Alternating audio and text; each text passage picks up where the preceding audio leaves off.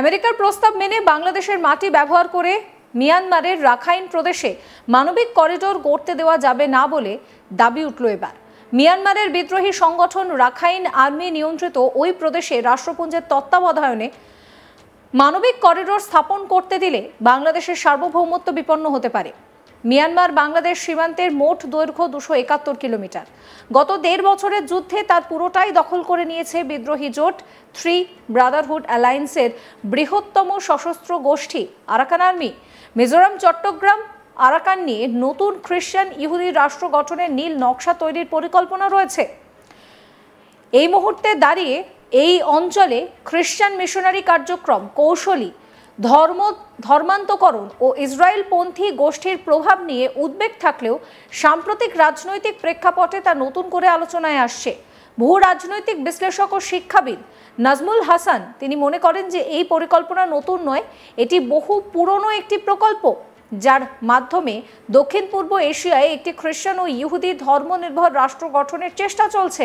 বাংলাদেশের পার্বত্য চট্টগ্রামে ধর্মান্তকরণ, সংখ্যালঘু জনগোষ্ঠীর অসন্তোষ এবং ক্রমবর্ধমান ধর্মের যে বিস্তার রয়েছে সে নিয়েও কিন্তু উদ্বেগ তুঙ্গে রয়েছে। কেউ কেউ মনে করছেন যে এই ধর্ম আসলে ইহুদি ধর্মের আদলে তৈরি একটি উপধর্ম, যা এক ধরনের সাংস্কৃতিক আগ্রাসন চলছে যার মধ্যে দিয়ে। আরাকান করিডোরের প্রসঙ্গটা বাংলাদেশের রাজনীতিতে ভীষণভাবে উঠে আসছে। বাংলাদেশের জমিকে ব্যবহার করে আরাকান করিডোর যদি তৈরি হয় তাহলে কি আখেরে লাভ হবে বাংলাদেশের? এক্ষেত্রে শোনা যাচ্ছে যে এতে করে বাংলাদেশের সার্বভৌমত্ব নষ্ট হতে পারে।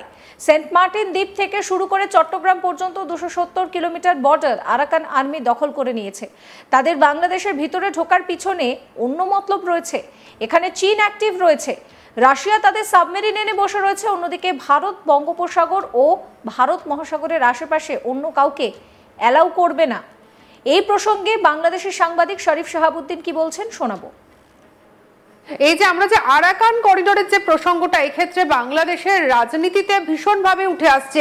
এই যে বাংলাদেশের ভূমিকে ব্যবহার করে এই যে আরাকান করিডোর, সেই আরাকান করিডোর যদি তৈরি হয় তাহলে কি আখেরে লাভের মুখ দেখবে বাংলাদেশ নাকি সমস্যার মধ্যে পড়বে? কারণ এমন একটা কথা শোনা যাচ্ছে যে এক্ষেত্রে একটা সার্বভৌমত্ব নষ্ট হওয়ার একটা সম্ভাবনা রয়েছে। এই বিষয়টা যদি বলেন।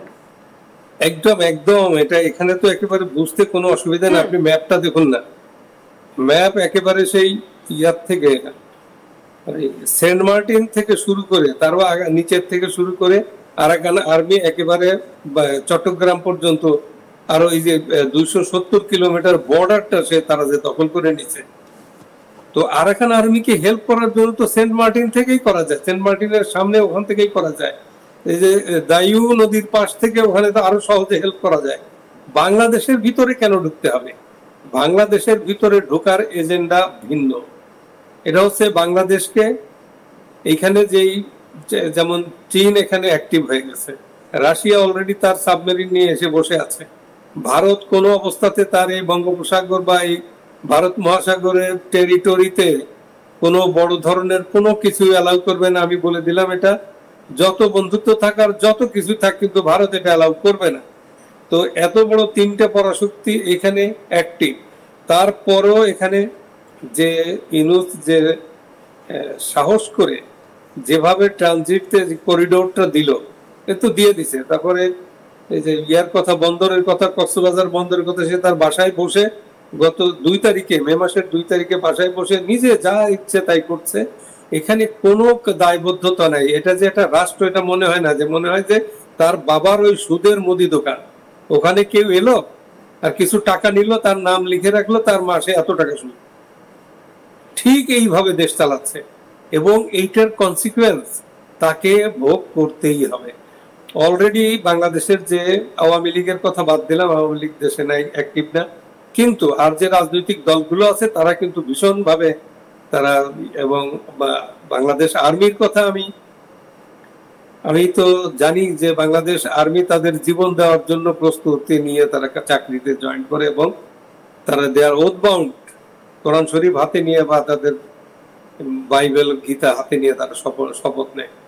সেই তারপরে তারা এখনো কেন চুপ করে আছে এটাকে বোঝা মুশকিল। এটার খুব রহস্যজনক যে এ পর্যন্ত দেশকে রক্ষা করার জন্য, দেশ অলরেডি দখল হয়ে গেছে, দেশকে তো সে বিক্রি করে ফেলছে, সে চিটাগাং বন্দরও দিয়ে দিল 2 তারিখে। তো এটা তো আপনি বললেন যে গোড়া কোথায়। তো এইভাবে যে দেশটাকে দিয়ে লাইফ লাইন, বাংলাদেশের লাইফ লাইন হচ্ছে চিটাগাং বন্দর, সেটাকে সে দিয়ে দিল বিদেশিদের হাতে। তারাই এটা নিয়ন্ত্রণ করবে। তারা নিয়ন্ত্রণ করা মানে কি? ওখানে কারা কে আসবে, আর্মির ট্যাঙ্ক, আর্মির হোভারক্রাফট আসবে না আর্মির জাহাজ এসে এখানে কি ডেলিভারি দেবে, কি করবে, সেটা তো বাংলাদেশের কেউ এটা জানতে পারবে না। কোনো অফিসারের সে অধিকার থাকবে না যে ওখানে কি হচ্ছে। এমন ভাবে দেশটাকে বিক্রি করে দিল, তাকে নোবেল প্রাইজ দেওয়া হয়েছে এই অপকর্মগুলো করার জন্য। এটা আমি মোর দ্যান শিওর, একথা খুব জোর করেই বললাম, যে কেউ আমার সাথে চ্যালেঞ্জ করতে পারে। ইনুসও পারে, ইনুসের লোকজন ইচ্ছে করলে বলুক, আর আমি বলে দেখাই দেব যে সে কি কি কাজ করতেছে। এইটা বাংলাদেশের তার কোনো লিগাল নাই, রাইটস নাই। সে একটা অবৈধ, তাকে টেম্পোরারি, যেমন শাহাবুদ্দিন সাহেব ছিলেন টেম্পোরারি, সে 3 মাসের ভিতর নির্বাচন দিয়ে চলে গেছে। কিন্তু তার কোন বাপ এসে তাকে এত বড় দায়িত্ব দিল, এবং সে একটার পর একটা দেশ বিক্রি করে চলছে।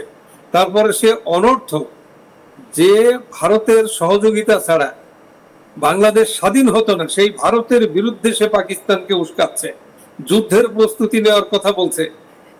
এগুলো তো এই বাংলাদেশটাকে, সে যে বাংলাদেশের স্বাধীনতায় বিশ্বাস করে না, বাংলাদেশের অস্তিত্বে বিশ্বাস করে না, এটা সে নিজে প্রমাণ দিচ্ছে। কারণ এই কথাগুলো তার ক্যাবিনেটের লোকজনগুলো সে নিজেই শুরু করছে। 7 সিস্টার সমস্যা হয়ে যাব, তার ক্যাবিনেটের লোকেরা বলছে নতুন ম্যাপ তৈরি করে ভারত ভেঙে নতুন দেশ গড়তে হবে, হিমালয় পর্বত থেকে বঙ্গোপসাগর পর্যন্ত। এটা তো আমরা দেখলাম, এবং সে তার প্রতিবাদ করে নেই, তার পরামর্শে এইগুলো হচ্ছে। আজও সে ভারতের বিরুদ্ধে, পাকিস্তান ভারত যে একটা যুদ্ধ হই অবস্থা, কাজে আমরা আর বসে থাকতে পারি না। তুমি কি করবা? তোমার কি করার আছে? তুমি কি করবা? তুমি ভারতের বিরুদ্ধে, যে ভারত আমাদের স্বাধীনতা এনে দিল। আরে ভারত যদি বাংলাদেশটাকে দখল করতে চাইতো, তাহলে ভারতে ইন্দিরা গান্ধী শেখ মুজিবকে বাঁচিয়ে আনার জন্য কোনো চেষ্টা করতো না।